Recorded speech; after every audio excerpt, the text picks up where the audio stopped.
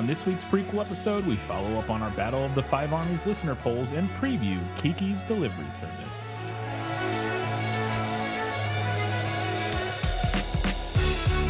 Hello, and welcome back to another prequel episode of This Film Is Lit podcast, where we talk about movies that are based on books. It's a prequel episode. We got a lot of feedback about The Hobbit to get to, so we'll jump straight in to our patron shoutouts.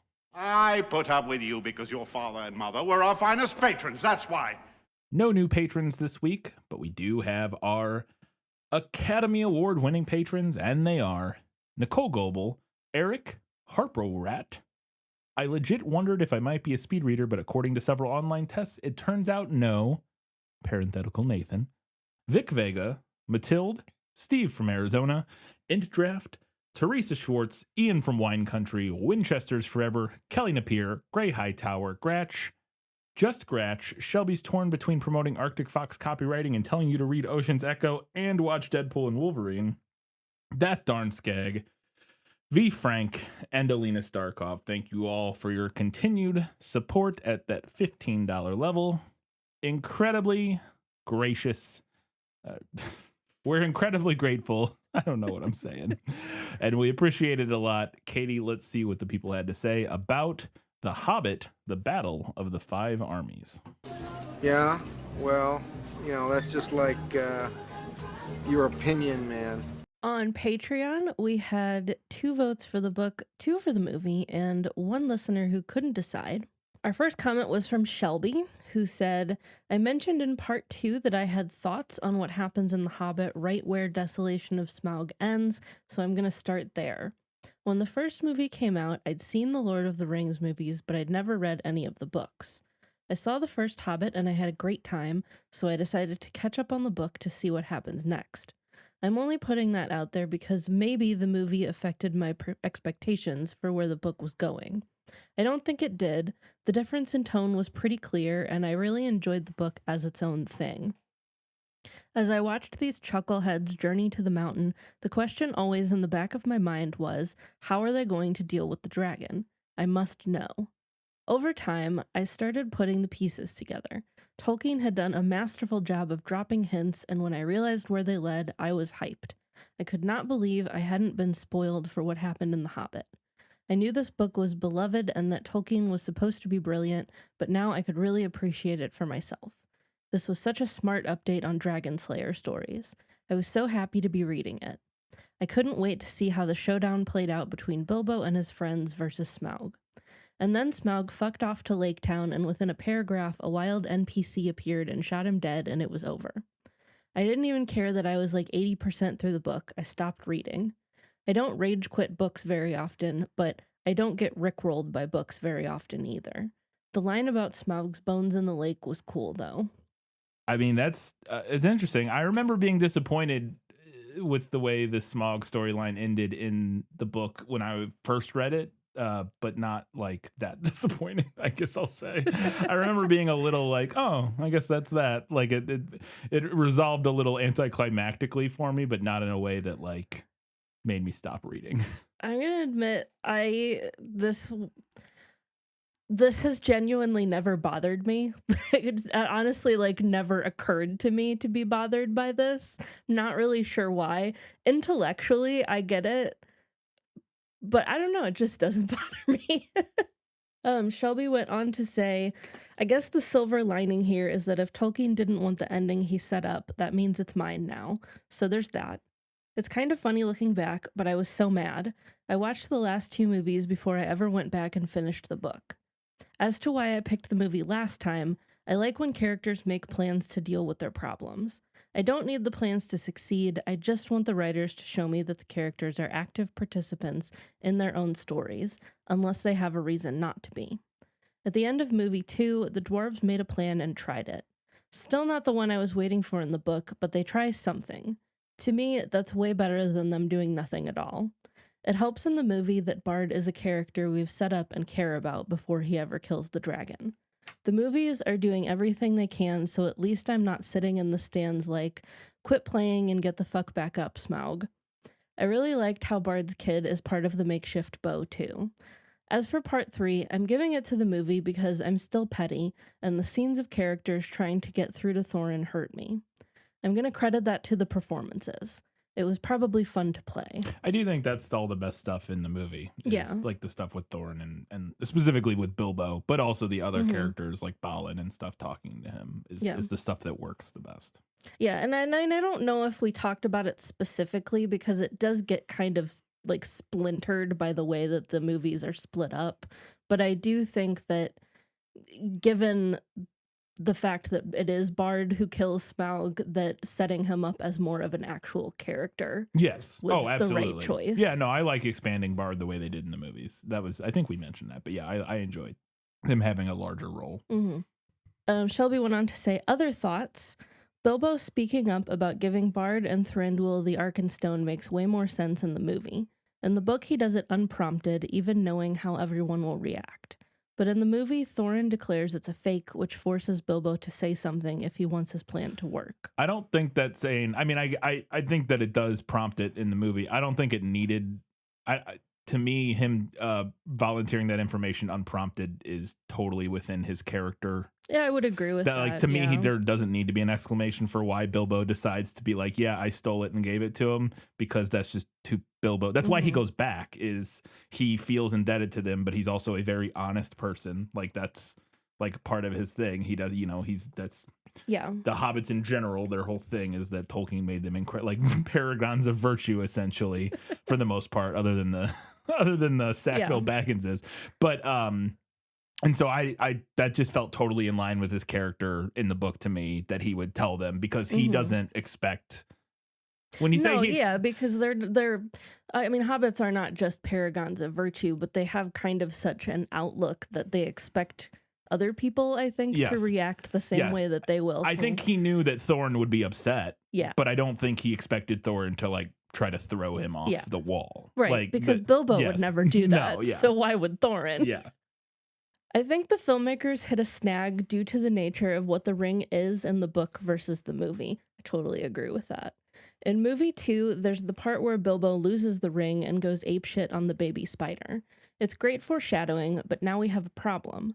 I can see how Bilbo would look at that and go, okay, I lost the ring and it didn't go well, but now I have it back and I'm fine. It makes sense that he would think the Arkenstone works the same way. By that logic, he should just give it to Thorin, but we need him not to do that. So we have Smaug tell Bilbo what the stone will do to Thorin. But hey, maybe Smaug lied. Thorin's clearly not well. So he double checks with Balin first before going through with his plan to turn the stone over to Bard and Thranduil. The moment where Bilbo loses the ring in the second movie, and then you say here he would look at that and go, okay, I lost the ring and it didn't go well, but now I have it back and I'm fine. And so that creates a problem for him not just giving Thorin the Arkenstone. I don't know that that's necessarily the case. I didn't see that, because to me, he knows the power that an item like that can have over you. And so the fact that he seems fine when he gets the ring back, I don't necessarily interpret that as, right? I didn't view that as him, like that would make him be like, oh, well, as long as Thorin gets the Arkenstone, he'd be fine. I don't know. It's interesting. And I have like other thoughts on like drawing parallels between the ring and the Arkenstone, because I think it totally makes sense, but I'm also not like 100% confident that that is present within the text of the film, like as much as maybe I think it is. Do you know what I'm saying?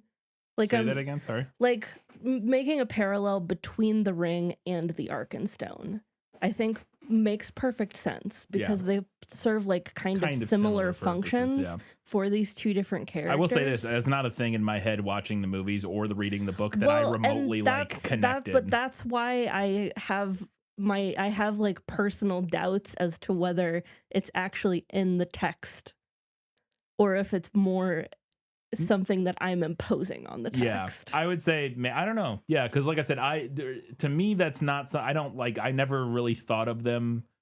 I don't know. My brain did not make that connection of them as having like operate as being similar items in the way they hold. Like, obviously they are, Yeah. like in certain ways, but I did not connect Bilbo's sort of relationship with the ring to Thorin's relationship with the Arkenstone, Yeah. because especially in the book, which I guess is maybe part of what Shelby's getting at here. Right, because the ring is treated very differently in the book. Yeah, it does because not seem to when have... Tolkien wrote it, he had not decided it was the one ring of pure evil yet. And we don't even know for sure, if he had... Like, I guess we can assume that he imagined that it would corrupt in some capacity, because it seems like Gollum is obsessed with it in a way that is like... But you also could, I think, argue that maybe the plan initially was just that Gollum is that way and about the ring, but that it's not so much the ring that... I don't know. It's hard to know without knowing Gollum, what we know later. It's hard to know what... Like, Gollum just has an obsessive personality. That's what I mean. Like, you could argue, just based on the Hobbit, the first book, just that book, because I don't think we see the way the ring affect anybody else in any way, like emotionally, really. Like, Bilbo never... Does he? Like, that I'm in the book. Obviously in the movie he does, but... I don't think so, no. And so I'm not sure if it if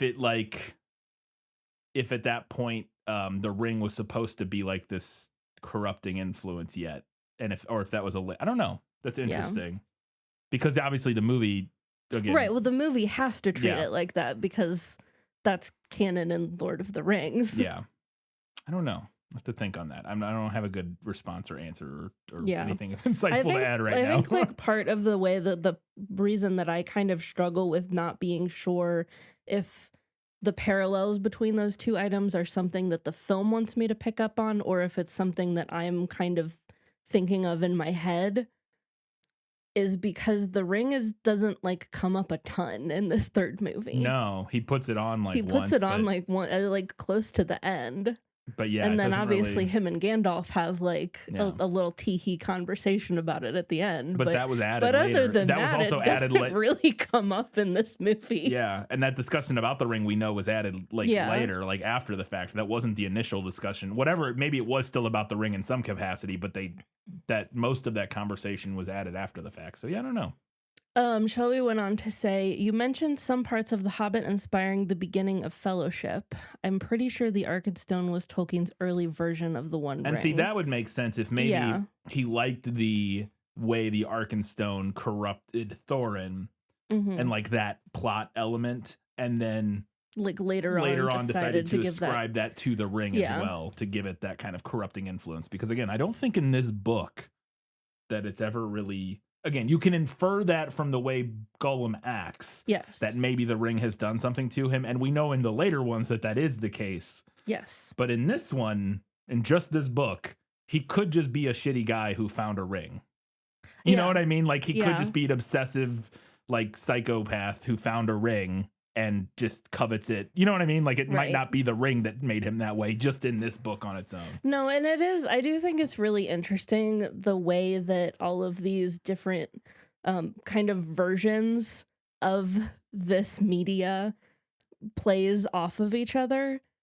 And especially with the way that, like, the history of the way that the books were written versus the way that the movies were made. Because it was really, was not possible for either of us to go into this endeavor without that awareness of the Lord of the Rings. Yeah. Right? So, you know, it does bring up that question of, like, is this actually in the text, or is this something that we're inferring because we know the broader context? Yeah. The second movie did a pretty good job making me believe Tariel would go after Keeley to save him from poison, but that wasn't enough to carry their whole relationship for the rest of the franchise, for fuck's sake. Yeah, I would agree with that. Like I said, I thought their relationship was okay in that movie, and then just did nothing for me in this one. Loved Galadriel smiting that orc. Very fun. Why wouldn't the orcs send the dune worms to destroy their enemy's army? Surely there wouldn't be much left to fight after that. Who knows? Because it's not convenient to the plot. For the plot, I don't know. Like that one, I'm not that, that kind of thing. I'm like, whatever. Like I get it, and like I would agree, but that's, we're getting into territory of like, why didn't they just fly on the eagles the ring to to Mount Doom, like, you know, because then there wouldn't be a movie, I guess. I don't know, like. Point stands, you know, Yeah. and like I said, it can be fun to do that kind of nitpicking sometimes. I do it myself sometimes, but it is lots of times, I'm sure. But I don't know. Sometimes I'd just be like, whatever. And in this instance, I just didn't. The worms themselves, I just sort of like was kind of indifferent to them, and like, I don't know. Both Thorin and Keely get a scene where they give a treasured heirloom to their special someone. Does that move run in the family, or were the writers burnt out and scrambling? I just think it's very interesting, is all. One of these scenes was much better than the other. What did Thorin give? Was that the scene with the mithril? I guess, yeah. Coat. Yeah. Yeah. Yeah. I mean, I think it's also in the Lord of the Rings specifically, there is items have a very...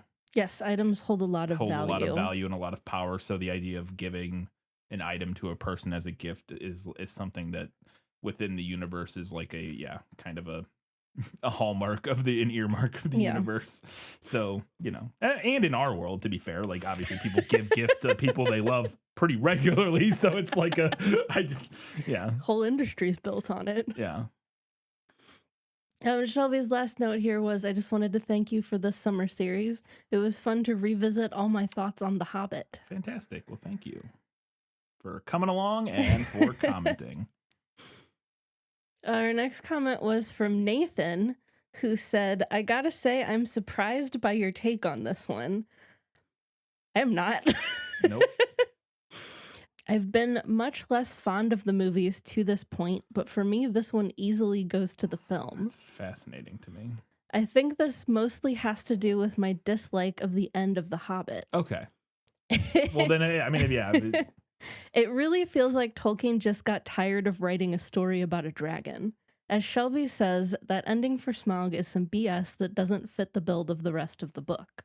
I guess Tolkien wanted to transition to focus on Thorin being affected by his lust for the Arkenstone, but it's so abrupt it honestly feels like a whole new book that has to be crammed into 40 pages. I don't necessarily disagree with that. And like I said, that was definitely something I felt as a kid when I've read this like the first time. I remember being like, what, the dragon is like, it's just dead, like almost off camera, basically. Like, but I don't know. It did not I mean, we did say specifically both of us said in the episode that this final part of the book was our least favorite part of the book. Yes. But it still worked way better than the movie for me, just because the movie... it was interesting to me to see like multiple people say this, because like genuinely, and again, I understand this, like, I understand the point being made. Yeah. I don't even disagree with the point being made. Just literally like never occurred to me to be upset by that. Yeah.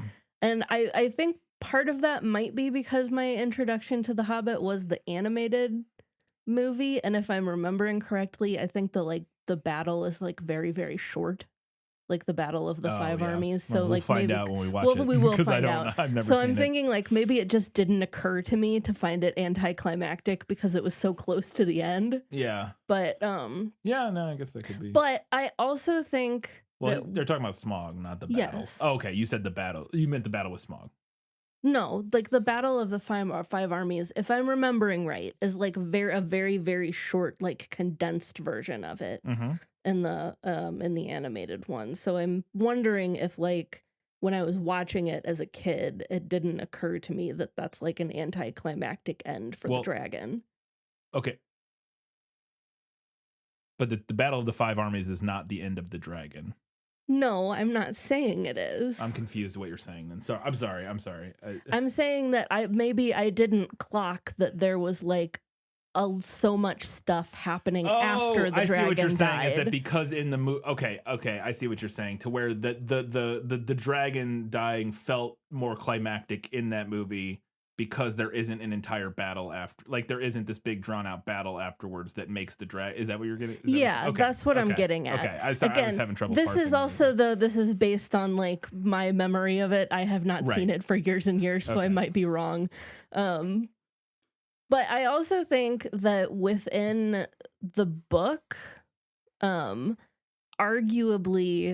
Smaug being killed by Bard and not like Bilbo and the dwarves is in line with the dwarves not being able to do anything for themselves. Absolutely. I think that makes sense. I don't have any issue, and I would imagine maybe Shelby and Nathan might agree with the fact that it's not so much that maybe a different person, unless they set up differently and I missed it or misremembering, but that it's a different person, but just that in the book it's so like quick, like it's just like he just flies away, and then like we get like it's like a page and a half from him getting to to Lake Town and then Bard killing him, and again also the fact that Bard is a character we have never met until that point. I think that maybe is what. But that being said, I still don't think that. I think your point still stands that that's still within the keeping of the book as a whole, because like the eagles just kind of swoop out of nowhere. It's like surprise, like that surprise. Is just a thing. Like the Deus Ex Machina within the Hobbit is not Legion. Yes, it happens pretty regularly, and it's kind of just the nature of the story in the way that they bumble around and don't. Yeah, they kind of bumble around, and then, Gandalf pops out of nowhere, or the eagles appear, or Bard shows up and kills the dragon. Yeah. No, that's fair. Yeah. I still think I do understand what they're saying in the sense that I think ultimately it is maybe slightly less satisfying because of that. Yeah.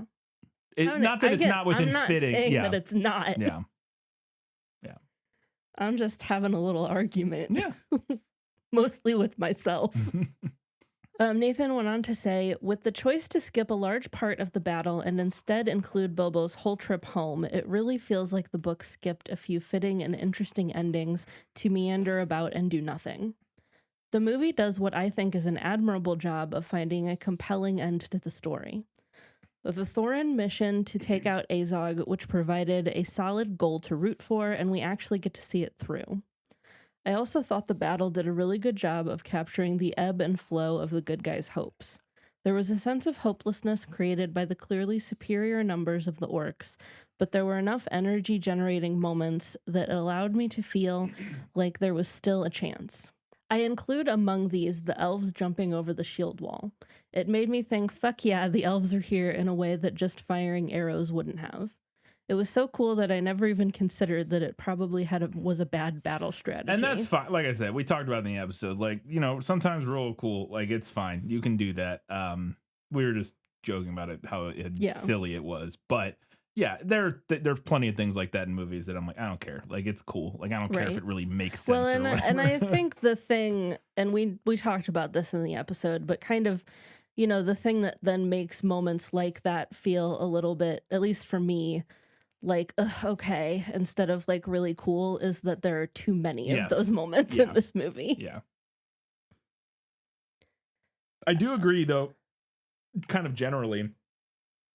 And I talked about it. Like, there were a lot of stuff in the battle that I liked, and I thought the ebb and the flow and the way the different platoon, whatever the word, like the groups moved around and the ebb and flow of the battle, I thought kind of worked overall. Like, I didn't think the battle itself was like bad, like badly done. I just thought it was too long. Yeah. And too messy. And we did like the, Thorn going and confronting Azog. Like we talked about how we thought that was a good, including that made a lot of sense. It's just, it was too long and too like full of nonsense that it just became boring. In a way that I have never had that experience with, like the Battle of Helm's Deep or the Battle of Pelennor Fields or whatever. Even Battle of Pelennor Fields is very long and there's lots of back and forth and different things happening and like but it never felt nearly as like grating as this battle did, where I just and again, I think a big part of that is there's just so much of the over the top nonsense in this one, whereas there's a lot of really interesting, like interspersed in the Battle of Pelennor Fields, there's a lot of really compelling character moments. And this one, in my opinion, lacks those really compelling character moments. There's a few of them, like Thorin dying, but like that's like about it. Like other than that, there isn't really much in the way of super compelling character moments because I just don't care about these characters. And like I think if the series as a whole had done a much better job of writing these characters in a way where I really liked them or cared about them or their relationships. I think the battle, even with the over the top stuff, I still could have liked it more than I did. But ultimately, when we're not having any moments where I care about the people that are fighting in it, it just becomes noise. Yeah. Kind of. Yeah, I agree. Nathan's last comment here was, I thought the final scene with Thorin and Bilbo was heartbreakingly romantic. I didn't really get the ship vibe from them to this point, but that scene made me think Bilbo had always been in love with Thorin. It was by far more moving than their kind of stilted goodbye from the book. I thought this movie had more emotional heart and inspiring moments than the previous films, and far more than the mess that is the end of the book. I don't agree with that, but we'll agree to disagree, Yeah. I guess. Yeah. I don't know. The thing is that I don't entirely disagree. I think some of the best moments in this movie were the best moments in the series. Mhm. Like, I think this movie had some of the best moments in the series. I just think it also had way too much of the worst stuff in the series. Like, well, to yeah, where and it didn't. that's the thing for me, because I did think that the stuff between Bilbo and Thorin was some of the best stuff in the book, and Thorin's downward spiral and people trying to reach him and all of that stuff I thought was really good. For me, it just does not come even close to No. outweighing the rest of the chaos and the cacophony. Yeah, and just the spending the amount of time we spend like with characters that, again, I can't stress enough, I just don't care about because they didn't have enough time to be developed, or whatever, for whatever reason, or the development they were given just didn't really work that well or whatever. And so too much of it just fell flat for me. Our next comment is from Steve from Arizona. And Steve said, I don't think there would have been any other choice besides the book. This was legitimately one of the few times I was not looking forward to the film of a property I enjoyed. I'm not a huge fantasy fan, but it is a fun genre I will watch on occasion. In fact, my favorite episodes of Good, Bad, or Bad Bad seem to center around bad fantasy films like Vikingdom and Ember Days. Anyway, it's probably because I get the most. Those are my episodes where I get the most riled up because I like those the most. I also like the episodes where you get riled up. Anyway, this bloated, oftentimes sad trilogy is just cynical exploitation. See, I don't agree with that. I don't like this movie, but I don't think it's cynical exploitation. I think it's just a bunch of poor decisions in an attempt to make something good that didn't, and because of, and maybe cynical, depending, I'll let you continue. I'll let you finish, but I guess if the idea is that like the studio forcing them to like, or how whatever happened to force these movies to go into production on the shortened timeline without giving Peter Jackson the time and the production the time needed to do all the work ahead of time. If that was like a cynical decision by the studio, then I agree. But the people actually making the movies, I do not think this was a cynical exploitation of they were trying their best and they wanted to make good movies, and it was. I very clearly, Peter Jackson and Fran Walsh and every single person who works on these movies, heart was very much in it. I don't get the vibe from these movies that they are like cashing a check or you know what I mean? No, I agree with you. If anything, it is the rushed production schedule, which, like you said, I'm sure was a studio thing, and not a Peter Jackson. I can't imagine that's a Peter Jackson thing. That would be the thing that made it feel like a cash grab. Yeah. Which again, if you want to blame studio execs, I will never stop you. But I just, there's some messiness here that sounds like it's going more after the actual filmmakers, and not just Peter Jackson, but everybody involved. And I don't buy that. Okay.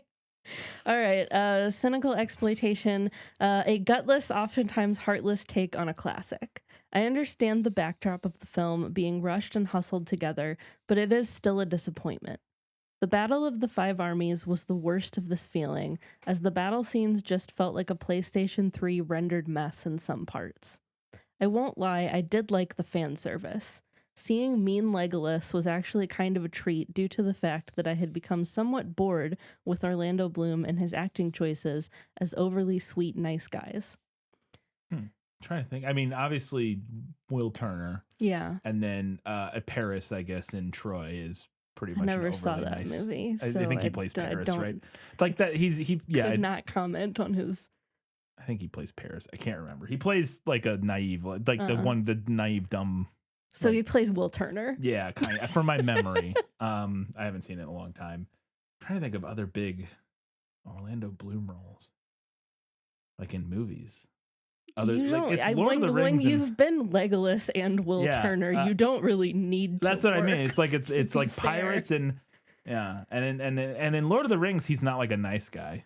He's still like a smarmy kind of a jerk. Like he's not mean like he is in this one, but he's kind of like a cool guy, like right, cooler than all of this. You know what I mean? He's not like he's not like Will Turner, too who's cool like for them. Yeah, he's not. I wouldn't describe him as an overly sweet, nice guy in Lord of the Rings. So I was just trying to think.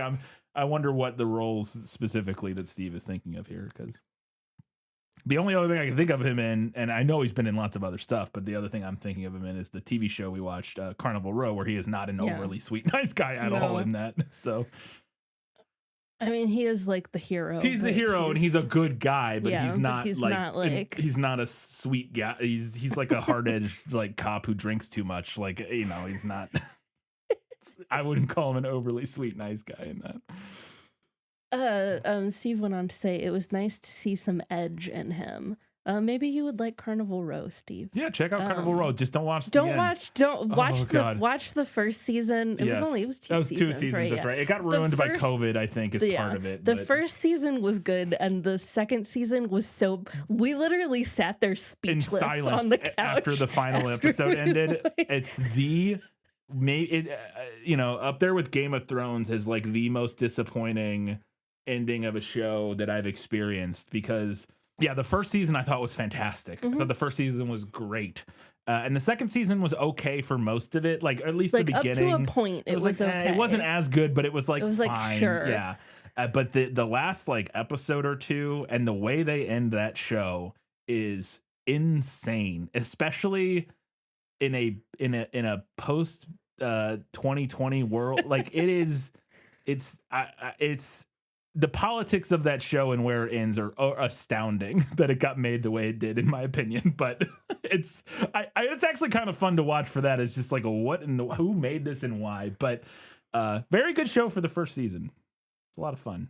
Some of the info about the machinations of the films altered my feelings as well. One shouldn't let the political alter your feelings on a silly fantasy series, but what the New Zealand government did to their movie guilds by cutting pay and benefits just to get this slop on the screen is also disappointing. That is also bad, yeah. The care and work put into the original series is obviously lacking, regardless of the lack of time used to put this film series together. See, I don't know if those two things jive. I don't think the care and work... I think the care and work wasn't put into this series, but you can't say regardless of the lack of time that they had. I think it's because of the lack of time. I would agree with that. I don't know. To me, those things are. I truly doesn't feel to me like they just phoned it in because they didn't care. I think the issues were because they didn't have time. Is what it seems like. Is what it feels like to me. But The Hobbit is just a lot of mixed feelings. It's like watching my mortal enemy drive off a cliff in my dream car, like a 1969 Challenger or a 1970 GTO or an original Cooper mini truck. There you go. 3 dream cars. I don't know what any of those cars are. I mean, I know what a Challenger and a GTO. I mean, I don't know what a Cooper mini truck is. I assume the Mini Cooper, they made a truck at some point, but yeah. I don't know. But yeah, the other two, I've heard of. I'm not a car guy, though, so. Nor am I. They're all Pintos to me, baby.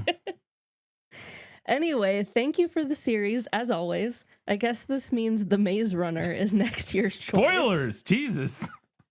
I don't know. We haven't decided. Yeah, we haven't talked about it. It's one of the ones on the list, but we have not decided. At this point, there aren't any clear front runners left on the list. No. So we're kind of just like, we'll just figure it out. We'll figure it out. Yeah. Our last comment on Patreon was from Dylan Eldred, a new patron. And Dylan said, I have been listening to you guys for a long time, but became a patron just for this series. Oh, sweet. Been listening on and off since episode 1 when it was announced on Good, Bad, or Bad, Bad. In advance, I'm not a great writer, so apologies if my stuff is a little rambling and incomprehensible. Fine. Our stuff is also often Yes. rambling and incomprehensible. It takes a lot of work to make it not that, and it still ends up a lot of that. So, The Hobbit was a book that I was taught to read with. My dad would read a chapter, and then I would read one, etc. At the same time, the Lord of the Rings movies were a central part of my childhood. Being born in 2000, they are some of the first pieces of media I remember consuming. Basically, I'm saying that I'm nostalgia blinded any way I look at this, so take my opinions with that in mind. Anyways, onto the movie and primarily the series as a whole. For this movie, it's definitely the weakest of the three. I think the first movie is far and away the best, as for me, these movies are at their best when they are trying to be more fairy tale-like and lighthearted. The sequence in Bag End is a lot of fun, and the same goes for when Bilbo returns to find his house and belongings getting auctioned off. I think they could have maybe leaned into some unreliable narrator stuff, since the framing device is Bilbo writing about his adventure as he remembers it. it's true. They could have had Bilbo be the narrator. They could in have had retrospect, Bilbo now be that the now that narrator. I think about it, he could have been the He could have voice been the chiming narrator, in. yeah. Because and they could have got Ian Holm to do it. Why did they not do that? Hack Wild. frauds. Yeah, that's wild. Seems very obvious now in retrospect upon thinking about it. Well, I think the thing is that narration, voiceover like that is often seen as hack. So like Yes. they probably were like, nah, we don't need it. And like you don't need it, but I think they could for this. It would have worked because of the, I think they could have made it especially work. because of the tone of the writing in the book. Yeah. I think it would have fit really well. But That would help explain the more silly and comical tone of these films, since Bilbo is remembering through 60-year-old nostalgia goggles. The ending of this film was actually very sweet. The end where Bilbo closes the book and holds the ring in his hand I found to be both ominous and heartwarming, especially since it would be the last we saw of Ian Holm as this character before he died. The same goes for Christopher Lee, who gets to go out with the excellent line, "Leave Sauron to me." We also get the amazing song by Billy Boyd over the credits as well. It helps to send the film off on a positive note. The casting in these films is excellent. Martin Freeman is perfectly cast as young Bilbo, and most of the dwarves have a lot of charisma even if they don't get much to do. Balin and Dwalin played by the ever-awesome Graham McTavish, stand out in particular to me. Graham McTavish is the guy who I mentioned, and they are the two of the better ones, and because they get the most time in the movies. I love Ballin a lot, but Graham McTavish, that's the guy I talked about from The Witcher, who plays the spy master guy. I can't remember his name, but the bald spy master guy from that show. He's in the second or third guy season. who I got mixed up with the other bald guy. Yeah. Could never Yes. tell those two bald guys apart. Yes. In the extended cut, I would add Beaufort to that list as well. He gets some good extra content, including another song in Rivendell, and he has two great conversations with Bilbo when he tries to leave in the first movie before they get captured by goblins, and then again in the third movie when Bilbo sneaks out from Erebor. This movie does include my favorite so bad it's good moment, where Bard uses his son as a rest for the bolt on his makeshift ballista. Ballista? Ballista. Yeah. If that bowstring was strong enough to pierce a dragon to his heart, then that string would have blown his son's head clear off. Yeah. Fair enough. I think where his son is standing, it would have been fine because I think the string would have hit the wooden.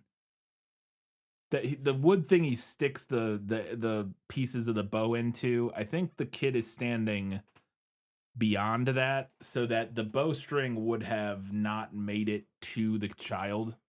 I would have to look at it. It would have to be again. because yes, he would have got hit with the bowstring and it would have Yeah. like decapitated him. But it's still silly. But yeah. Overall, these movies are not nearly as bad as I remember them being when they came out, but they are definitely way too long and bloated, with a couple great moments spread throughout. The extended cuts ironically help with this long run time by giving more time to important scenes with character development and plot to help balance out the action. For example, in the theatrical cut, I didn't realize that Biffer had Neither did we. had a broken piece of an orc axe in his head and only spoke Dwarvish. You mentioned the scene where the axe gets pulled out of his head in the third movie as coming out of nowhere, but this was established in the extended cut in the first movie. So while I was editing the the last episode, I would look that up to see what was going on there, and I saw that it was Biffer, and that he had been established to have had that axe in his head in a deleted scene in the first movie, which we didn't watch the extended edition of the first or the second one. Well, we because couldn't have either. The first it was one, not available. Yes, the first one, the extended edition, was not available on Max. We would have had to. We might have been able to like buy it or rent it somewhere, but it was not available on Max. So anyway, so that we didn't see that, so we didn't get that. I also don't think I ever noticed that he didn't talk, which is another thing people said, is that he doesn't talk because of the axe, and that's why when he does talk in that moment, it's like a moment because he hasn't talked the whole series. But now that the axe is out of his head, he can talk. I did not realize he had an axe in his head at all. It's impossible to keep track. Because there's just so many. There's too many. Yeah. By the end of the extended cuts, I was able to at least distinguish all the dwarves and identify each one by name. I think that a fan edit could recut these films into 2 solid entries, though that would be a ton of work. We do have a note about that later. Yes. So we'll get to that. Or a comment from a listener. However, if fans could put in the effort to recut a terrible movie like Highlander 2 to radically change the plot, they can recut these decent movies too. I would think that is very doable. I bet somebody did it for the Star Wars prequels, right? Yeah, and lots of movies have done that, and I think I absolutely could see it being done for this series. A couple side notes from Dylan. You mentioned you didn't know who Richard Armitage was. I know him best as the voice of Trevor Belmont in the great Netflix Castlevania series. Yeah, I haven't watched the series. I've seen that's the art kind of for it. one that I like keep meaning to say like we should watch. Yeah, we can watch it. It's like vampires. Yeah, right? it's based on a video game.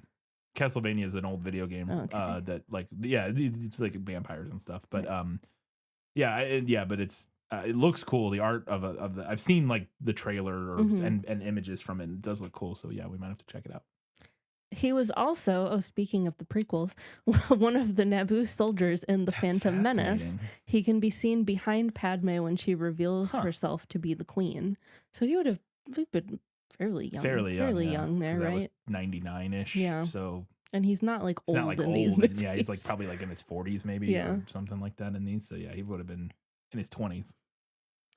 You mentioned not knowing what happened to the dwarf rings of power, and from the top of my head, I believe that most got destroyed/eaten by dragons or stolen by goblins, and Thrain had the last one when he got captured by Azog. We see this in the extended cut of the second movie when he wears it into battle, and then it shows his ring finger has been cut off when he's a prisoner of Azog. So Sauron took that one. I didn't verify, that's just what I remember from my casual knowledge. Fair enough. If you want a fun take on the Tolkien universe, I'd recommend Shadow of Mordor and Shadow of War. They're not canon and have a lot of fun with the lore in addition to being good games. In Shadow of War, you work with the elf Eltariel, who is Galadriel's personal agent against Sauron and just a better version of what the filmmakers were trying to do with Tariel. You also get the backstory of a lot of the Nazgul, including Isildur, Helm Hammerhand, and a pair of twin sisters who took the rings from 2 Nazgul and became corrupted themselves. You even get to see Shelob in her non-spider form as a hot witch if that's your thing. It's not our thing. Even if you don't play the games, you can find the cutscenes on YouTube. It's worth a watch. Basically, what I'm saying is, if you want some good expansion to the lore of Lord of the Rings, don't look at these movies as it's all very superficial. So I actually have played Shadow of Mordor, the first one. I think that's the first one. I don't think I've played Shadow of War, but I played Shadow of Mordor. I think I beat it. I would have to go back. It is years ago when it came out. And I liked it a lot. I enjoyed it. I think I still have... I might have both of them. I think I might have bought Shadow of War when it was on sale for like $5 and just never played it. But I may have to revisit them because they are a lot of fun. And I do remember thinking the story was pretty interesting because you play in the first one, you play a guy who dies and becomes a wraith. You become I can't remember the specifics, but you get killed and then you get resurrected by like an elf spirit or something. I can't remember. It's interesting. And like I said, I like the games a lot. And yes, there is I remember seeing the hot, I don't think I played the second one, but I remember Hot Shelob. I remember maybe I just saw it on the internet or something. Sexy Shelob. But I remember Sexy Shelob. Dylan's final note here was, this was some good timing for this review as Rings of Power Season 2 is coming out soon. Didn't even do that on purpose. I'm looking forward to it since I enjoyed season 1 a lot and want to see more of what they will do. And we mentioned that. I liked season 1. I didn't love it, but I liked it. Katie was less fond of it, but I didn't dislike it. Yeah. It just didn't really do anything for me. yeah. I'm not too far off from that. I thought it's not nearly as bad as everybody. No. I say everybody, is that a lot of idiots? A lot of loud people. A lot of loud people claim it to be, but I also didn't think it was like great or anything. I just thought it was like, it was fun. Like I enjoyed it. We're going to watch season 2 because I liked it enough to want to see what they do like in the next season, but I'm not like, oh my God, like, super amped for season 2. It'll be a thing we watch. All right. Over on Facebook, we had 6 votes for the book and 0 for the movie. Lassa said, hi again. Happy to provide some we more did ask some information. questions. Most of the extended material is more battle stuff. For example, the entire carriage ride sequence is not in the theatrical version because they couldn't finish the effects in time. Instead, they immediately jump on goats to go to Raven Hill. I didn't remember that, so that makes sense, Yeah. I guess. But I didn't remember much of this movie, so. But the goats get no introduction at all in the theatrical cut. The entire part where the dwarves attack the elves is missing. No cavalry charge, no giant arrows. You don't even see them in the background. Nothing. The army is about to attack, and that is when the worms show up. Okay, so the worms are in the theatrical cut. I guess so. Yeah. So when Thorin suddenly jumps on that goat as he talks to Dane, that's the first time we ever see such an animal, which makes things really confusing. Some really important stuff got cut for the theatrical version, as I said, like the entire funeral scene, for example. Yeah. We don't get to see what happens to the Arkenstone or who becomes king under the mountain. Alfred's death, where he gets launched into the troll's mouth, is also not there, so the last we see of him is him escaping with the gold. Not very satisfying. I don't really like the other scene either. I see, and I know if we had watched the theatrical version, I would have been mad about that. Yeah, I would have been mad either way. So there really was no good, solution. Because I didn't here. like how it ended in the extended cut, but I also would have been like, "What? He just disappeared? What happened?" Yeah. The scene at the lake shores is actually in the theatrical version, but I don't know why it looks so bright. Maybe because this is one of the few actual outdoor location shots in the film, and the large water surface reflects the daylight so strongly. Yeah, I don't know. There are ways. It's not the water, I don't think, but anyways, I'm not sure. To me, it almost seems like, what it looks like is they shot it without a lot of the light shaping implements that you would use on a professional film shoot for that kind of scene. Like generally when you shoot those kind of things, there would be big frames with different like muslin and stuff that you use to like shape and diffuse the light and stuff like that. And to me, it looks like they literally just shot it. Like they just like pointed a camera like literally and said, just go. pointed a camera and shot it. It's kind of what it feels like and looks like to me, because I've done that a lot and I know what that looks like. Whereas in movies, the reason it always looks, there's the reason that movies look the way they do versus the way like a cheap commercial you see on local television looks, is because it's all lighting and it's all the way that light is, and the cameras obviously, but so much of it is the way you're playing with the light and diffusing it and redirecting it and doing all these different things to soften it and change it in ways that make it more appealing and more visually appealing. And to me, that scene felt almost like they just kind of like set up a camera and filmed a bunch of people standing on the beach. Which sometimes you do that for really wide shots, but these were the close-ups, which is when you can notice. Like a lot of times in wides, they will shoot it kind of more natural, but yeah. All the really bloody scenes are added, which got the extended edition its R rating. My main criticism about the whole battle stuff, aside from the often video game-like look, is that they missed a color coding opportunity. The dwarves and the orcs are both dressed in gray armor. Giving the dwarves blue or red colors would have helped immensely in terms of orientation. It's true. Yeah. About Biffer and the axe in his head. Yes. This is actually part of his whole character design. To make him distinct, the filmmakers gave him this kind of battle wound with the hatchet in his forehead. This is actually this is based on actual medicinal facts. There are people who are able to live with some sort of splinter or something similar being stuck in their head. At least it's not as nonsensical as Robert Carlyle's villain in The World Is Not Enough. That's the guy with the diamonds in his face, I think.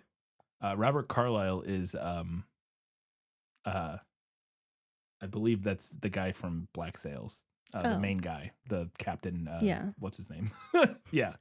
That was a mistake. I was thinking of Toby Stevens, who plays Captain Flint in Black Sails. He plays a villain in a different Bond movie, in Die Another Day. Yes, he's in Die Another Day. Robert Carlyle is the villain in Once Upon a Time. He plays Rumpelstiltskin. That's what I was confused about. I knew the name sounded familiar. Oh my god, Rumpelstiltskin. Yeah, that was Katie sitting on the couch. All magic comes with a price. I'm pretty sure that's him. I think he plays that villain in that Bond movie. But he got, at some point, a bomb went off and a bunch of diamonds got blown into his face, and they like can't remove him for some reason, so they're all stuck in his face. The extended edition of the first Hobbit movie even has a quick little scene where Bilbo addresses the axe. Yeah. But for the rest of the movies, it's just sort of a fun sort of background detail.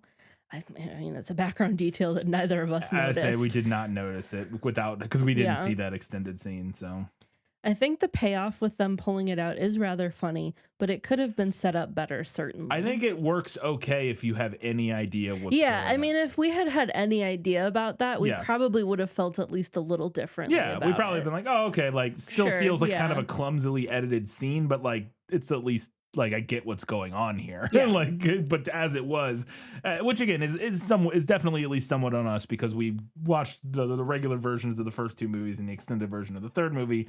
So like, you know, that was gonna happen. But yeah, I would say I don't know if it needed to be set up better because it wasn't in the theatrical cut and the stuff setting it up wasn't in the theatrical cuts and the stuff setting it up and it, you know.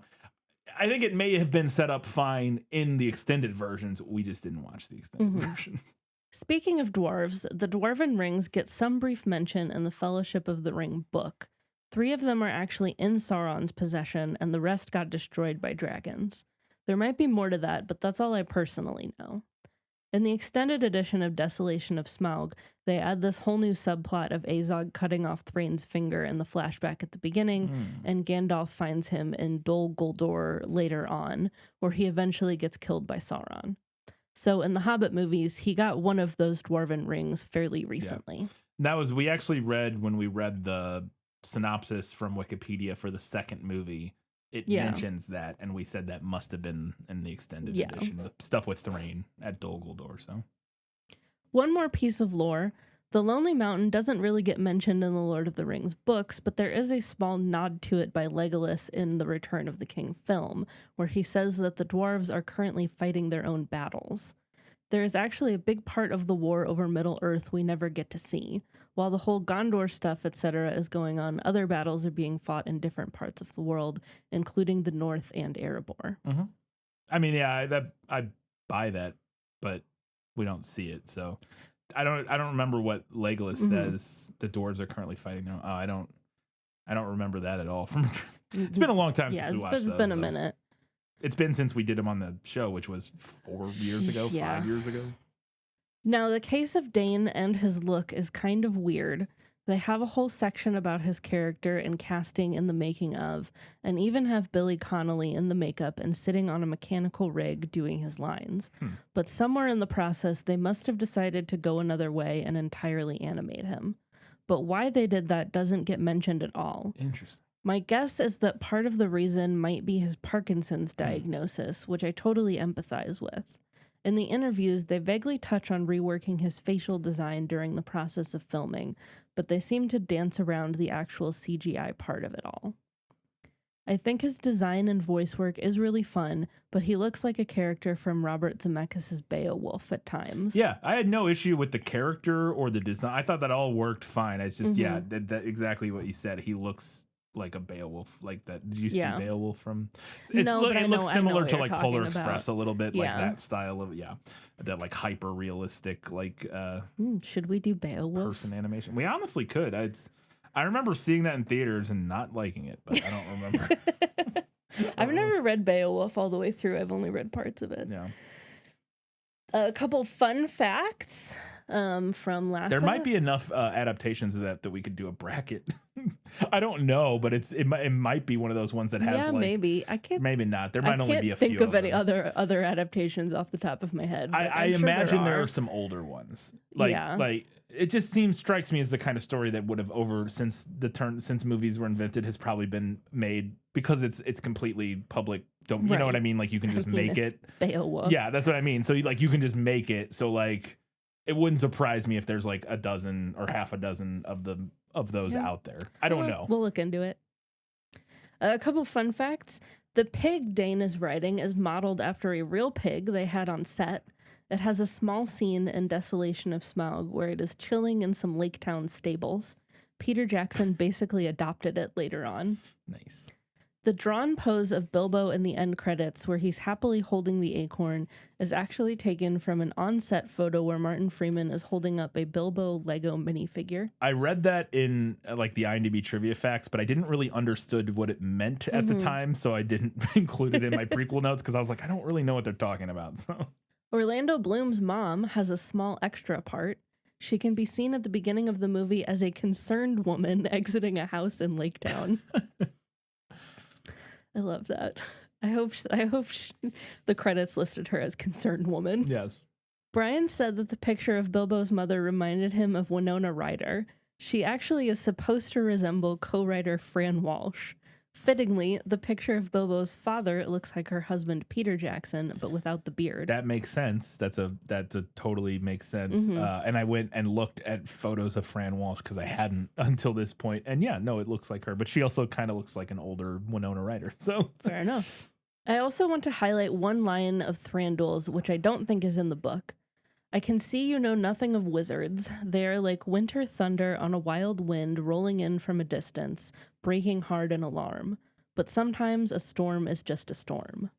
That line is in keeping nicely with the writing of Tolkien, and I like it a lot. It is a good line. I don't remember. I don't think it's in this book. It may be somewhere else. I don't think it was in the book. But I also liked that line. I noticed that. I didn't make a note of it, but I recalled that line from the movie and thought it was good. My brother and I did audio commentaries for the first 2 movies on my podcast, and we still need to do this one. That will be the time I will tell him my personal proposition which could have made this film better. When Keeley asks Tariel to come with him to the mountain, she should have taken the invitation. You could change their story if they had spent time together there, getting to know each other better, the dwarves learning to trust her. That would have made the dynamic standoff between Thorin's dwarves, Bard, and Thranduil also really interesting.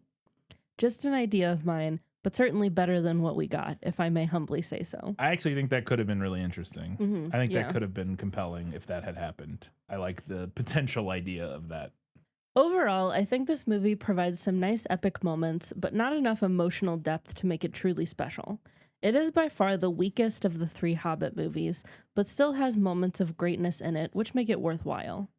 You're right that over-the-top action beats can be fun, but if there were only a handful of them. What they have Legolas do here is beyond ridiculous, while I can't excuse some other moments. I also think that they wasted the mithril armor Bilbo gets. I know it saves Frodo later on, but they could have used it here to create a similar effect. Just looking at this movie on its own, there's no point in introducing an unpierceable piece of armor for our supposed main character and then not doing anything with it. That is a fair point. That is fair, but the book also doesn't do anything. Yeah, that's true. I mean, the book gives him the mithril, and then he also never gets stabbed or anything like that. He's also knocked out for much more of the battle in the book. Yeah, they definitely could have in the film. The end credits song made me really emotional, though. Boy, that was a long one. Thanks again for your wonderful detail. Thanks again for your wonderfully detailed and fun conversation. I had a blast listening to you, and I will continue to for future episodes. All the best from Germany. Thank you so much. That was a fantastic comment. Really appreciate it. Other comment on Facebook was from Charlene, who said, I'm a bit behind, so I just watched all 3 movies this past week. I'm glad I finally saw them, but in my opinion, they really don't do enough to justify their existence, especially as a trilogy. I understand the desire to make it feel on par with Lord of the Rings, despite the book having a vastly different feel. I just think a two-parter would have worked better and still allowed for plenty of epicness. And get rid of the love story entirely. Triangle or not, it's unnecessary. You could still add Tauriel as a character for some female representation and a challenge to Thranduil's isolationism without forcing her into this star-crossed lovers thing. Even if it had played out in a more satisfying way, I'd still be annoyed with it. I wouldn't have minded. I think totally could have done. I think adding her without a romance would have been fine. I don't hate the idea of the romance, but they did it poorly. So yeah. It becomes really like glaringly sticks out when they do it as poorly as they did. Especially as poorly as they did in this, and then just the way she just becomes nothing at the end of this. Yeah. Like she just like gets knocked out and just kind of lays there and lets Legolas do it. It's just like her character gets completely. Nothing in this. It's ridiculous that they even added her, considering how her story finishes in this one. It's like, okay. On Twitter, we had 3 votes for the book and 0 for the movie. Brian Soilo said it was always the book. The fan edits of these movies that get it down to 4.5 hours of total runtime are the way to watch. Bilbo edition kicks ass. So that was the comment I was talking about. There must be something called the Bilbo edition. Yeah, I guess so. Out there, I would be interested. I'm not going to watch it because it's 4.5 hours, but I would be interested to see how that edit looks. Maybe a couple years removed from this series. When we run out of summer series, and we got to revisit. Go back and watch the Bilbo edition. Yeah. We had 5 votes for the book and 2 for the movie on Instagram, as well as 4 votes for the book and 0 for the movie on Threads. And then on Goodreads, we had 1 vote for the book, 0 for the movie. And Miko said, I remember going to see this movie mostly due to the sunk cost fallacy. And it taught me that simply not finishing something is fine, as I felt I could have spent the time better by just staying home. You could end that comment there, Miko, and it would be perfect. Spot on. That said, this movie too was better than I remembered. Just a hair, though. Just a hair. Just a hair. I will say, I guess I agree that it is a little better, but not much. This was more in line of how I remembered the whole series. Yeah. And I think it is what I said in one of the prequels or whatever, that this is the movie that people remember and associate the whole series as being their this whole mediocre. Yeah. Just a hair though, and I suspect that it only felt better because I could take breaks, scroll on my phone, and eat while watching from my couch. The Lake Town battle felt like a pre-title action sequence. Smaug was the big bad, and now he's dead not 10 minutes into the movie. It is a pre-title action sequence, isn't it? Is it not? Doesn't that... I'm pretty sure the title rolls, at least in the extended edition, I'm pretty sure the title rolls after Smaug dies. I mean, that makes sense. I just don't remember for sure. I'm pretty sure we swoop back to Erebor. And then we get and then the title comes up over the gate or whatever, like looking at the mountain. I think I could be wrong, but I'm pretty sure it is essentially literally a pre-title action sequence. Yeah. I can still remember the collective deflated "oh" when that happened in the theater. It's not so much the fault of the easy path, but the fact that it happens in the beginning of the movie that made it feel so unearned, especially after a year of waiting. And I do think that the book aside and how it's handled in the book notwithstanding, but I do think that as effective as I found the end of Desolation of Smaug and how interesting I found that, I do think that severing it right there does a disservice to this particular, to this movie and to the Smaug plotline as well. Yeah. The pacing timeline is really wonky. When the Lake Town dwarves reunite with Bilbo, he says Thorin has been with the gold for days, but the movie is cut like it's the day after the Smaug fight. The acorn Bilbo shows to Thorin feels like a nice double subversion. I immediately thought that Bilbo wasn't holding the Arkenstone, but the ring when Thorin questions him. But when he reveals the acorn, it really did surprise me. That got me too, because I also thought the same thing, that he was going to show him the ring. Sure, it wasn't set up, but it really shows that even with 2 powerful artifacts in his pockets, Bilbo is still very hobbity, as you put it. Every time we see Alfred, I just wish the Lake Towners had hung him. It's fair. I hate his inclusion so much. In the theatrical version, he just disappears from the movie with his bra full of gold. I literally rewinded a bit when Feely was killed to check who he was, even though his name was said not a minute prior. It was also the point where I realized that dwarf was Keely's brother. If the names rhyme, they're brothers. They're related or at least something. related, yeah. The dwarves are just so interchangeable. I agree. Speaking of forgettable dwarves, the fact that you both missed Piffer walking around with an axe embedded in his skull for 2.5 movies is hilarious. You say that, I don't remember him having a skull and axe in his head at all. I took copious notes on these movies. Combined with the fact that he doesn't speak until that scene, the joke, if you can call it that, should be obvious. Wait, he's not brain damaged? See, but again, I didn't realize none of the dwarves speak. Like half the dwarves don't say shit like the whole movie. I don't know how we could possibly clock that this one singular dwarf never spoke when most of them have maybe a line. At most. Yeah, like I said, unless you're Balin, Keely, or Dwalin. Or Thorin, obviously. But like those are the only ones that ever say like anything. Bomber like never has a line. Does he? I think he shouts things sometimes. Occasionally, but like, he mostly just bumbles around. Yeah, and, we don't ever like sit and have a conversation with him. The guy, so many of them I feel like don't have lines, but I don't, or have like one-off line, and that may be an issue more so of the theatrical versus extended. Right. But. All in all, excessive fight scenes without emotional stakes make this an easy win for the book. I agree. And our winner this week, probably to no one's shock, was the book with 21 votes to the movie's 4, plus our one listener who couldn't decide. There you go. Our brave undecided listener. Yes.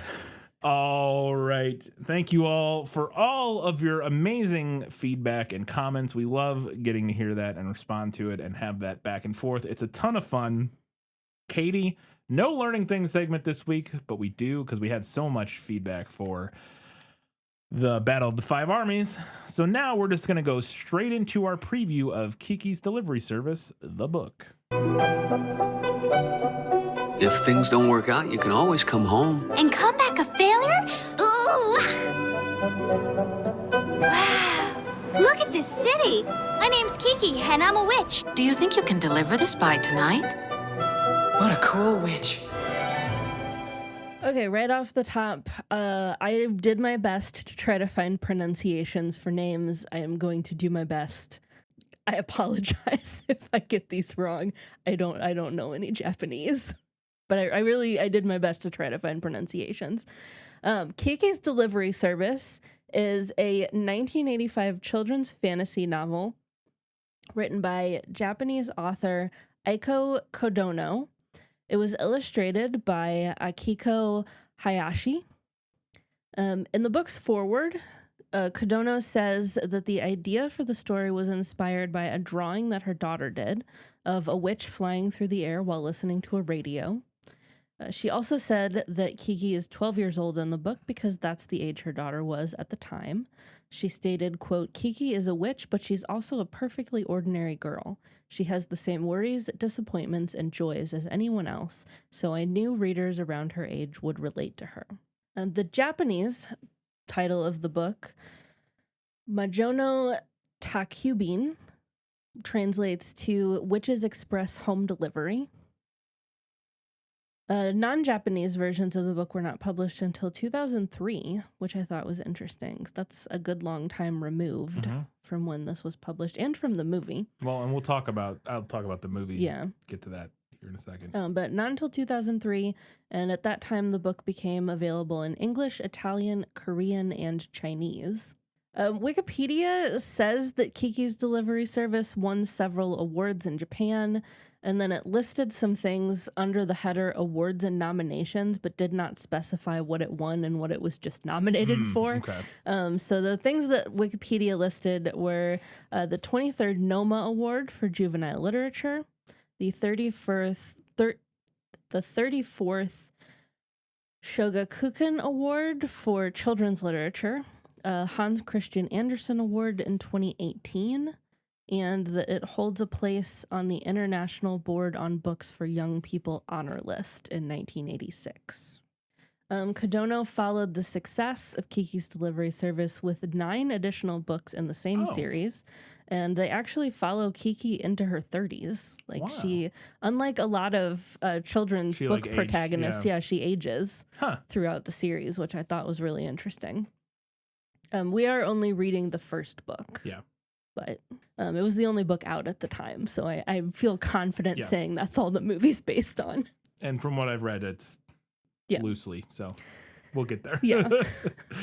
And aside, I say loosely, maybe not loosely, but we'll get to it. Sorry. Aside from the 1989 film that we'll be covering, the novel was also adapted as a musical 3 separate times in 1993, in 2016, and in 2017. And it was also adapted as a Japanese live-action film in 2014. Cool. All right, time now to learn a little bit about Kiki's Delivery Service, the film. I think something's wrong with me. I meet a lot of people, and at first everything seems to be going okay. Hey! But then I start feeling like such an outsider. Frankly, I think this is a major insult. We fly with our spirit. That same spirit is what makes me paint and makes your friend bake. But we each need to find our own inspiration, Kiki. Kiki's Delivery Service is a 1989 film written and directed by Hayao Miyazaki, known for Spirited Away, Howl's Moving Castle, Princess Mononoke, My Neighbor Totoro, The Boy and the Heron, and many others. The 2010 Disney English version, which is the one we will be watching, I assume, there are actually 2 Disney versions, a 98 version and a 2010 version, and a 1990 Streamline Pictures version. Those are all English versions of this film. The first one was 1990, made by Streamline Pictures, translated by Streamline Pictures with like random voice actors you've never heard of. Then there was a Disney version in 1998, which that's the one that I'm gonna list the cast for here in a second. And then they did a re-release of it in 2010, where they tweaked some of the translations and dialogue and stuff to more accurately, because a lot of people did not like the 98 version's translation. And so they tweaked it and released a new version in 2010. And so I am assuming if we go watch this on Disney Plus, that the version on there is the 2010 Disney version. Probably. I would imagine. I would imagine. Think so. I would have to guess. So the 2010 Disney version, English version, stars Kirsten Dunst, Phil Hartman, Tress MacNeille, Janine Garofalo, Matthew Lawrence, John Hostetter, Pamela Adlon, Edie McClurg, and Debbie Reynolds, among others. It has a 98% on Rotten Tomatoes, an 85 out of 100 on Metacritic, and a 7.8 out of 10 on IMDb. It won quite a few awards in Japan, but the ones that are specifically mentioned on IMDb is that it won the Special Award and the Most Popular Award at the 1990 Awards of the Japanese Academy, which, based on that name, makes me assume it's their version of the Academy Awards. Right. I have the Special Award. Yes, whatever the Special Award is, and they have like a Most Popular Film Award, which is like way ahead of the Academy Awards, which I think kind of had now a similar category. Maybe I'm wrong, maybe not, but they have a Most Popular Award, like basically giving an award for movies that were, that everybody loved, but weren't necessarily like Oscar darlings. Right. The film made $41.8 million against a budget of $7 million. So the rights for the film were purchased in 1987 by Group Fudosha, with the plans for either Miyazaki or Isao Takahata to direct. But both of them at the time were busy working on other films. Miyazaki was working on My Neighbor Totoro, and Takahata was working on Grave of the Fireflies, which that is the movie he's most known for. A very famous, critically acclaimed film. I have not seen it, but I've heard it's one of the most devastatingly sad movies ever made. Miyazaki did join the project as a producer. So after My Neighbor Totoro production finished, animators from that team were pulled on to Kiki's Delivery Service, specifically including the character designer Katsuya Kondo, whose most known work is the character design for this film. the character designs for this film. So eventually, Miyazaki chose Sunao Katabuchi to direct. Katabuchi had worked with Miyazaki on a TV series that they produced for Italian television, or an Italian-Japanese animated TV series called Sherlock Hound. Fun. And Kiki's delivery service would have been his directorial debut, but we'll get to why it would have been and why it wasn't his directorial debut. The studio then brought on Nobutuki Ishiki to write the script, but Miyazaki did not like his draft of the script, and because he thought it was too dry and too different from what his own vision for the film was. So Miyazaki took his staff to Sweden to get inspiration for the setting of the film, because the film is set in like a Norwegian town or whatever. Seaside town in Norway. Or I say Norwegian, a Scandinavian town. And so they went to Sweden specifically, like Stockholm and a handful of other small cities. And then when they got back to Japan, Miyazaki really dug into working on the film. Sounds like from the Wikipedia article that it kind of became his obsession. His new ideas for the movie included a lot of changes from the book, and supposedly author Kadono was not very happy about this, and this almost derailed the film, and it almost didn't get made because she was not happy with all the changes that Miyazaki was planning. So Miyazaki and another producer from Studio Ghibli visited the author's home and then brought her to the studio to like give her a tour. Apparently this worked, and she let the film continue. So they were able to soothe her concerns, and she let them go on with making the film. So Miyazaki then finished his new draft of the screenplay in 1988, and upon presenting it to the studio, announced that he had also decided to direct the film because he had become so involved in the project. He was like, "No, I'm just going to do it myself." So you mentioned the title of what was your? Let me see if I can find the Japanese title, Majo no Takiabin. The word Takiabin actually means home fast mail. This is the direct translation, basically.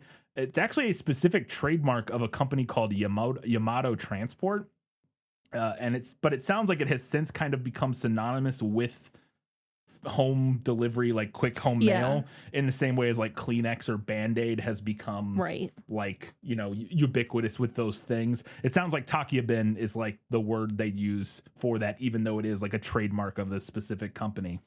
And apparently the company was not initially psyched about the movie using their trademark because Kadano, when she wrote the book, had used that without permission of the company.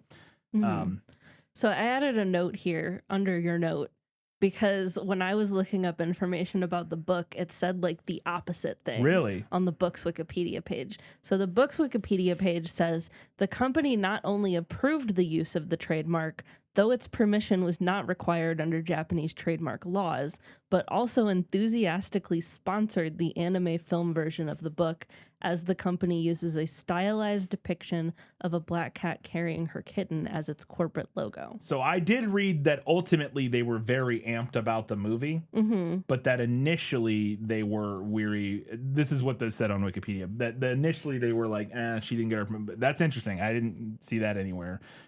But I did, those two stories, those two different versions do converge in the sense that ultimately the company was perfectly happy with the film using their trademark. So just a handful of IMDb trivia facts here before we get, or I think two, before we get to the some reviews. Originally, the like I mentioned earlier, people did not like the English Disney version of this film. Because they thought people were fans of the original Japanese version, and they thought that Disney's dub was not a good translation. So Disney re-released a second version of their English dub in 2010, and this version went back and removed several ad-libbed lines from American sound effects and added soundtracks and several comedic lines by Phil Hartman. Wait, hold on. That can't be right. I literally just copy-pasted this from IMDb. I'm thinking what maybe a line got moved? No, I'm thinking they removed several ad-libbed lines from American sound effects and added soundtracks and several comedic lines added by Phil Hartman. So they removed all of that stuff. Yeah, but ad-libbed lines from American sound effects doesn't make sense. I agree. So I don't. That was why I was like, that doesn't make sense. So I'm trying to think. Now. I think the idea that it could be here is that they removed several additional sound effects that shouldn't have been in the film, as well as some music cues, and they removed some specific comedic lines by Phil Hartman. I think you're right that those were all things that the 1998 Disney version had added, that the 2010 version then went back and removed, but this is written, it may be translated from Japanese or something like that. I don't know. But supposedly this 2010 revised dub is widely considered to be more faithful than the 1998 version. Trying to think of how old I would have been the first time I watched this movie and what the first... Which version you would have seen? If it would have been like the 1990... or the 1990 like original dub, or if it would have been the 98. Well, so the 1991, I didn't include this. You basically can't find it anymore. Not that you couldn't have seen it back then, but it's not streamed. Like it's almost lost media. I believe they said it. The 1990 version, you can get it as part of some certain like box VHS or DVD sets or something like that. But other than that, it's like not anywhere. Yeah, I'm trying to. I guess it probably would have been the 98 version that I saw, because I remember we used to rent this from the little movie rental place at Schnucks, at a local grocery store that we have here. Midwest grocery. Well, I say Midwest, kind of St. Louis adjacent. Yeah, it's the kind of St. Louis area-ish grocery store. Water, But when we were growing up, they used to have a little room at the front that was like a video rental place. Oh yeah, I loved the video. I loved the Schnucks video rental store. Dearbuds had one too. They all had. A lot of grocery stores had. That was where I would sit the whole time when my mom was shopping. I would go sit in the movie store. The things we lost. But I remember getting this movie several times from that rental place, and I think that probably would have been the 98 version. Yeah. Anyways. My other random fun fact that I had to include because I thought it was very funny, according to IMDb, exactly 462 colors were used in the making of this film. So there's 462 different colors in the animation. It's a lot of colors. Yeah. So some initial reviews and reception for Kiki's delivery service at the time of its release were positive. Mark Schilling for the Japan Times gave it a positive review, praising the realism of Kiki's character. Japanese filmmaker Akira Kurosawa also appreciated the film and praised it. It received similar acclaim in America once it was released, like we said, in 1990, although again in 1998. And on September 12th, 1998, it was the first video released to be reviewed as a normal film on Siskel and Ebert rather than on their video pick of the week section, whatever that means. I don't know. Again, I just copy pasted this from Wikipedia. Siskel of the Chicago Tribune and Ebert. Siskel and Ebert both gave it 2 thumbs up. So retrospective reviews, these are reviews contemporary, reviews published later, are also positive on the film. Writing for IGN, Andy Patrizio praised the film for its simple but meaningful story, as well as the voice acting of the English dub. And Vox's Allegra Frank felt that the film presented its message well. It's also ranked pretty highly in various publications. Entertainment Weekly rated it as Video of the Year in 1998. And in the same year, Ebert went on to rank it as one of the best animated films released in the U.S. The film also ranked number 12 on Wizards Anime's magazine's list of the top 50 animes released in North America. Widely critically acclaimed. As always, you can do us a giant favor by heading over to Facebook, Twitter, Instagram, Goodreads, Threads, any of those places. Interact. We'd love to hear from you and see what you have to say about all this stuff. You can drop us a nice little 5-star rating, write us a nice little review on Apple Podcasts, Spotify, YouTube, wherever you're watching and enjoying our show. And you can support us on Patreon at patreon.com/thisfilmislit and get access to bonus content. We will be putting out very soon our bonus episode on the animated The Hobbit. So look out for that at the $5 patron level. Katie, where can people watch Kiki's delivery service? Well, as always, you can check with your local library or a local video rental store. Probably not one at the front of a grocery store. No, I would but imagine not. Unless you live in somewhere really remote. I bet Yeah. some really remote places like in Montana maybe still have those, but yeah. But if you still have one, you could check with them. Otherwise, you can stream this with a subscription to HBO Max. Okay. I know you mentioned Disney Plus a minute ago. I just checked on the app, and it's not streaming on Disney Plus. Really? I thought No, they had all of Studio Ghibli stuff. Did I they am not? positive that the last time I watched this, which was only like a year or two ago, I streamed it through Disney Plus, so it must have gotten taken down. Interesting, yeah. From Because there, like, fairly Disney recently. had all the Studio Ghibli stuff. I thought they did too. Okay, yeah. But anyways, apparently Max, not. yeah. Otherwise, you can rent this for around $4 from Apple TV, Amazon, or Fandango at home. And also, this might not necessarily help you with this specifically right now, but you could check with your local movie theater. Yeah. Because our movie theater is doing a Studio Ghibli series, like through October. We went. Are they doing Kiki's Delivery Service? I think so, but I think it's like not until October. I mean, also we wouldn't, because we have to take notes, and that's hard to Yeah, do in a no, theater. that's but, yeah. hard to do in a theater. But if you have a hankering to see one of these films on If the big you don't, screen, as a listener, you don't have to take notes. You just got to watch Yeah. the movie. So, yeah. But we went to see Twisters Yes. the other day. Yes, we did. And they had a sign up advertising that they were showing a bunch of Studio Ghibli movies. Yeah. 5-second review of Twisters. It's meh. It's mediocre.